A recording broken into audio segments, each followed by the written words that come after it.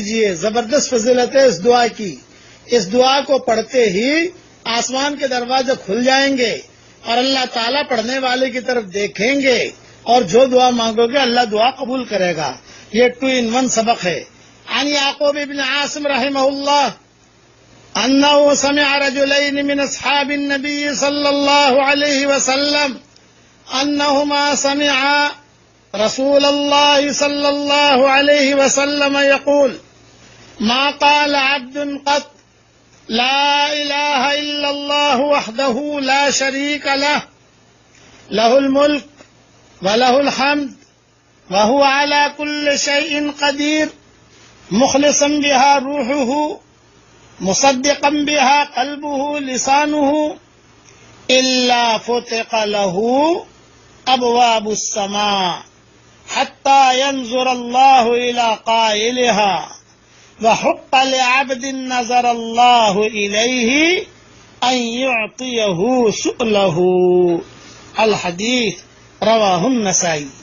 ترجمہ: حضرت یعقوب ابن عاصم رحمۃ اللہ علیہ 2 صحابی رضی اللہ تعالی عنہما سے روایت کرتے ہیں کہ انہوں نے رسول اللہ صلی اللہ علیہ وسلم کو یہ ارشاد فرماتے ہوئے سنا: جو بندہ، اب پڑھیے میرے ساتھ، پڑھیے، بچوں کو پڑھوائیے، خود پڑھیے، لا الہ الا اللہ وحدہ لا شریک لہ لہ الملک ولہ الحمد وَهُوَ عَلَى كُلِّ شَيْءٍ قَدِيرٌ. بس احمد بنانے والے یہی جملہ لکھیں، کوئی جملہ آگے پیچھے نہ کریں. اس طور پر پڑھے یہ کلمہ کہ اس کے اندر اخلاص ہو اور دل اور زبان سے کہے ہوئے کلمات کی تصدیق کرتا ہو تو اس کے لیے آسمان کے دروازے کھول دیے جاتے ہیں. میں نے یہ پڑھا میرے لیے تہجد کے وقت میں، ابھی ہمارے ہاں رات کے 2:45 بج رہے ہیں اور صبح صادق ہو رہی ہے 4:15 پر، تو اس وقت میں میرے لیے آسمان کے دروازے کھل گئے کیونکہ میں نے پڑھا اور الحمدللہ اخلاص سے پڑھا اور دل اور زبان سے بالکل متوجہ ہو کر پڑھا. میرے لیے آسمان کے دروازے کھل گئے. آپ پڑھو گے آپ کے لیے بھی کھل جائیں گے انشاءاللہ. پھر حضور صلی اللہ علیہ وسلم فرماتے ہیں اور اس کے کہنے والے کو اللہ تعالی نظر رحمت سے دیکھتے ہیں.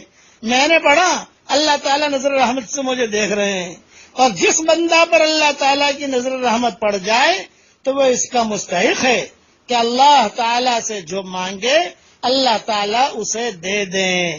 یہ حدیث نسائی میں ہے، عمل الیوم واللیلہ میں ہے.